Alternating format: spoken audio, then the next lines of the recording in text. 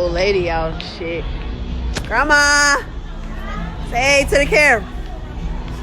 Hey! Twerk, twerk, twerk, twerk, twerk. Buckeye tonight, police say a grandmother killed her granddaughter tonight. The shooting happened at a home near Baseline and Miller Roads. And Fox 10's Nicole Christina is live with the very latest for us tonight. Nicole, what happened? Yeah, good evening, Brian and Ashley. This is a complex situation, according to Buckeye police. Evidence still being collected and information still to come from them. They say that this all started this afternoon, just after 4 o'clock, with a shooting call to 911. And during that call, they could hear yelling in the background. They said that once they got to the scene here in this neighborhood in Buckeye, they ordered everyone inside the home to come out. They said a woman in her 50s did come out of the home. She was detained without incident, but she was the only one to come out of the home. So once they went inside to search for others, they did find a woman in her 30s, unresponsive, suffering a gunshot wound. She had been shot at least once. Exactly how many times is still part of the investigation. First responders did try to save her, but sadly she did die on scene. Police also found a woman in her 70s inside the home with a handgun near her. They believe at this point that that was the shooter. Preliminary evidence indicating this is a domestic violence incident involving a grandmother, mother, and a granddaughter who all lived in this home.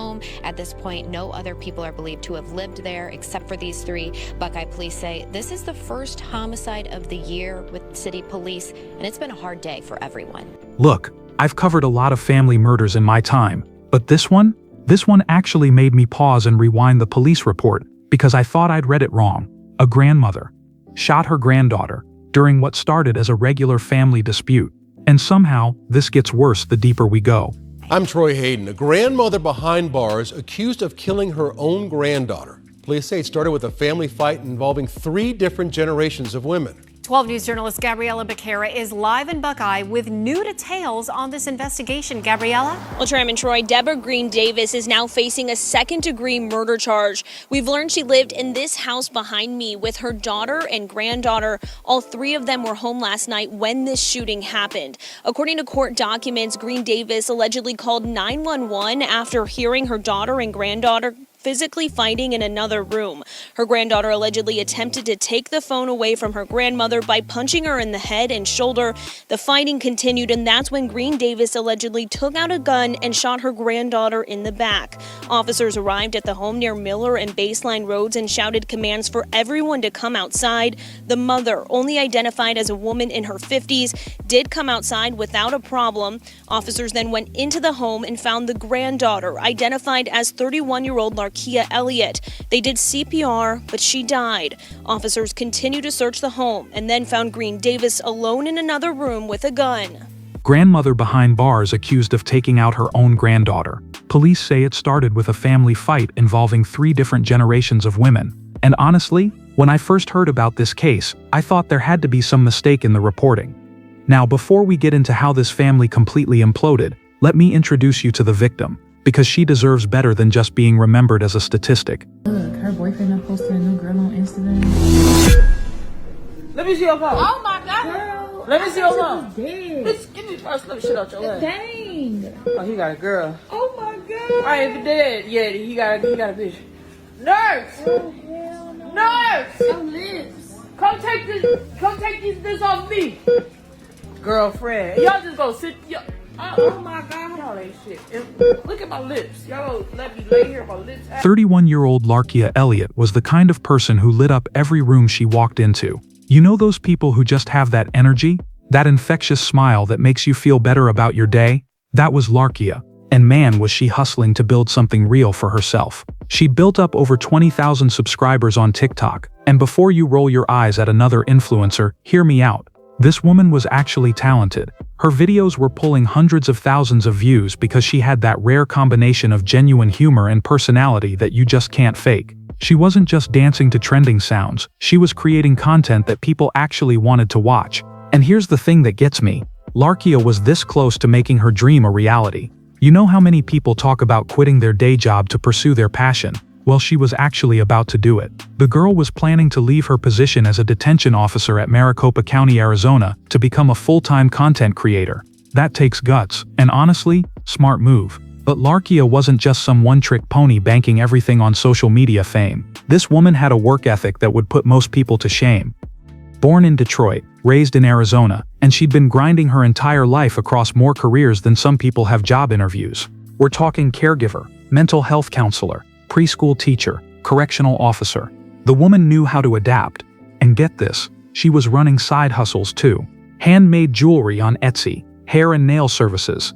Larkia understood something a lot of people don't. Diversify your income streams. She wasn't putting all her eggs in one basket. Now, about that correctional officer job. From October 2019 to August 2020, she worked at Lewis State Prison. And before anyone starts making jokes about irony, let me tell you something. Working in corrections isn't easy. You're dealing with people at their absolute worst, making split-second decisions that could mean life or death. The fact that she handled that job with professionalism while building her other ventures, that tells you everything about her character. But here's where Larkia really shined. Content creation wasn't just a side gig for her, it was her calling. When you watched her videos you could see it. The creativity, the humor, that vibrant energy that just jumped through the screen.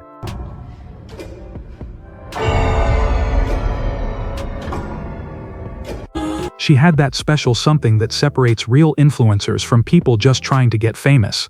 Everything was finally falling into place for her. The entrepreneurial dreams, the growing online presence, the plan to work for herself full-time. She was building the life most people only dream about, finally ready to bet on herself and embrace a career that would let her personality shine.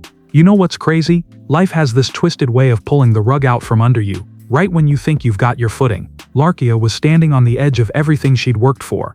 Independence, financial freedom, doing what she loved every single day. But sometimes the people closest to you become the biggest threat to your dreams. And sometimes family disputes don't end with slammed doors and silent treatments. Sometimes they end with police tape and chalk outlines. What started as Larkia's journey toward independence and success was about to take a turn that would destroy everything she'd built and cost her everything she'd ever have the chance to become.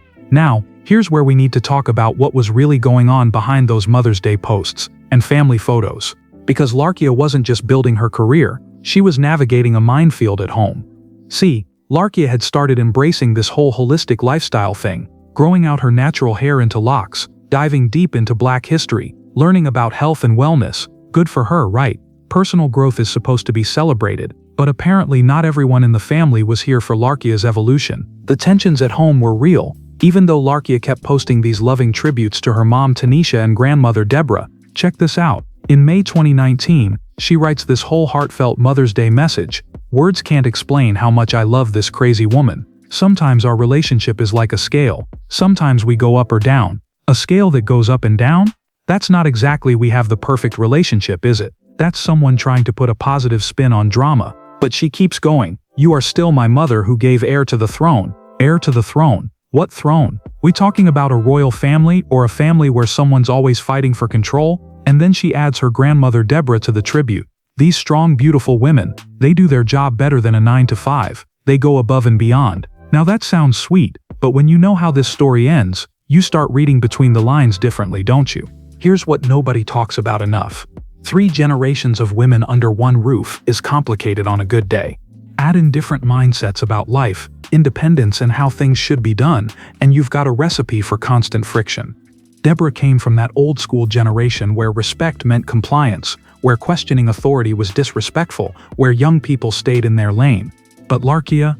She was building her own lane, making her own money, growing her own following, planning her own future. That independent spirit that made Larkia successful online, that same energy was probably driving her grandmother absolutely crazy at home. Because when you're used to being the matriarch, watching your granddaughter outgrow your advice can feel like rebellion. December 15, 2024. Just after 4 p.m., what should have been a regular Sunday afternoon in Buckeye, Arizona, turned into something nobody saw coming. Officers get a call about shots fired at a home near Baseline and Miller Roads. But here's the thing. During that 911 call, you can hear yelling in the background. This wasn't some random break-in or drive-by situation. This was family business gone horribly wrong. When police show up, they're dealing with a chaotic scene. They order everyone inside to come out, and guess who emerges? A woman in her 50s. That's Tanisha, Larkia's mom. She comes out without incident, gets detained, but she's the only one who walks out alive. Inside the house, officers find an unresponsive woman in her 30s with at least one gunshot wound. That's Larkia, and despite everything first responders try to do, she's pronounced dead at the scene. 20 minutes earlier, she was probably scrolling through TikTok or planning her next video. Now she's gone. But wait, there's more. They also find a woman in her 70s, Deborah, sitting there with a handgun nearby, not trying to hide it, not trying to run, just sitting there, like she's waiting for them to figure out what just happened. So here's what investigators piece together, and honestly it's stupider than you'd think for something that ended in death. Deborah hears her daughter Tanisha and granddaughter Larkia arguing in the living room. Normal family stuff.